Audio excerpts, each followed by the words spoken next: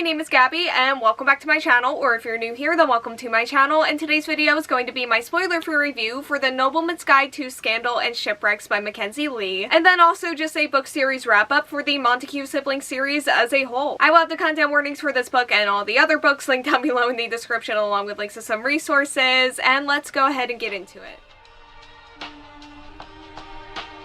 So the Nobleman's Guide to Scandal and Shipwrecks is the third and final book of the Montague Siblings Trilogy, the first being the Gentleman's Guide to Vice and Virtue. The second book is the Lady's Guide to Petticoats and Piracy, and then the novella is the Gentleman's Guide to Getting Lucky. And the Gentleman's Guide to Vice and Virtue follows our main character whose grand tour of Europe and quest for pleasure and vice is in danger. When this tour is over, he will be forced into taking over his family's estate and following all of the responsibilities that come with that. Therefore, he is determined to make the best out of this year-long tour with his sister and then also best friend slash crush, but his recklessness ends up turning this trip into a manhunt across Europe. So yeah, that's where we start, and then the Lady's Guide follows that sister that I mentioned, and the Nobleman's Guide follows their younger brother Adrian.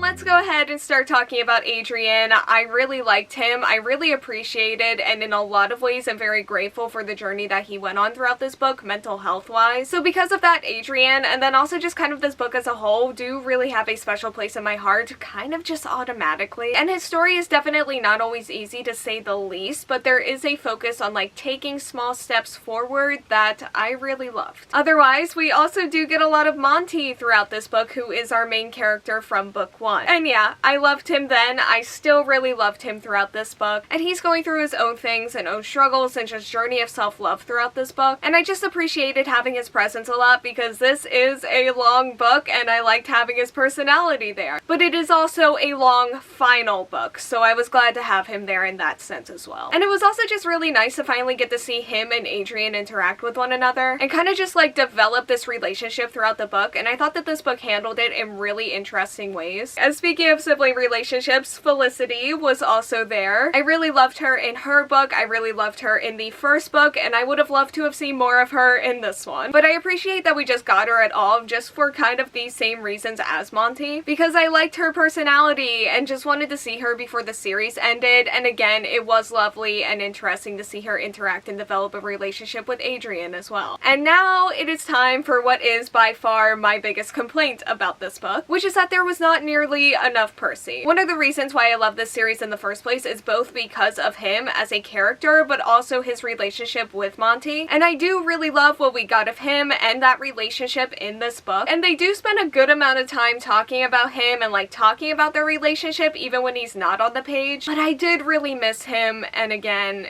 it's a long book. So it was a lot of time that I spent missing him, and even them just talking about him and the relationship kind of just made me want it even more, and it made me kind of wish that this book took a different direction or made some different choices. And on that note, I also would have really loved to have seen more of Louisa as well, because I did really like what I saw of her character, and I would have loved to have seen more of her just because of that. Otherwise, it was really nice to see some of the other characters from the previous books. Sim, for example, Joanna was pretty fun, and I do think that this book really did try its best to both tell Adrian's story and also honor the other characters and the other relationships that came before this. And I do think that this book did a good job balancing that, and I do like the story that they told in here, but it didn't really stop my heart from just kind of wishing for something different or something more at the same time. And as for that storyline, it was very adventurous, which I loved, and then it also did have a mystery component to it as well, which I got more and more into as the book continued. And I definitely do feel like I felt the length of this book for sure, and I mean, it's 600 pages, so like that's naturally going to happen for me, especially since I was in a reading slump when I started this book, and it kind of got worse somewhere in the middle, and that is a reading slump that has just unfortunately not been favoring really long books. But I do feel like this one beat the odds in like many ways, and maybe it's because the words are bigger than some of the other ones I've tried, or because it is a series that I am very familiar with at this point, and I have a lot of characters and a lot of relationships that I really do care about, while also still having some nostalgia nostalgia for this series, and it is the final book. I was feeling sentimental about it. But I also do feel like the writing style helped here as well. There were some comedic moments that I really enjoyed. This book definitely did make me smile. And there were quite a few moments where, despite the length, I do really feel like I flew through this. And I do really feel like the story had a really nice balance of like feeling like there was a lot of story to tell, but also not feeling like it was too slowly paced, because I wouldn't necessarily consider this a slow-paced book. I just think that it had a lot that it wanted to do. It wanted to do it well and just give it the time that it needed, and if that's almost 600 pages, then so be it. And I do feel like they were mostly successful in that, because by the end of these 600 pages, I was feeling sad that there wasn't more. But at the same time, again, there is a part of me that does just kind of wish that this book made some different decisions, and my heart just kind of isn't letting it go, even if I do really like and appreciate what this book ended up doing. And I ended up giving The Nobleman's Guide to Scandal and Shipwrecks by Mackenzi Lee 4.25 out of 5 stars, which is minus 0.5 for the lack of Percy, and then just minus 0.25 for the times that it did just kind of feel too long to me.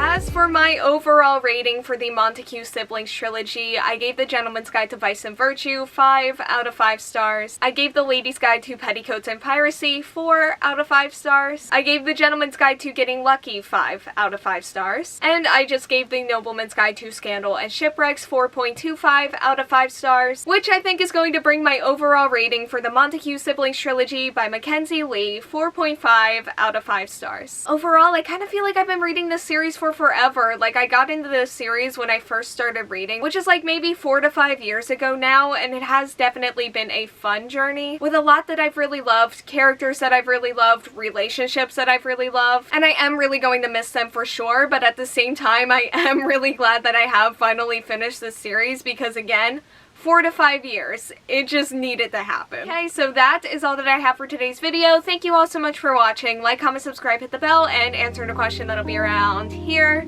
if you want to do that. And hopefully I will see you here next time. Bye!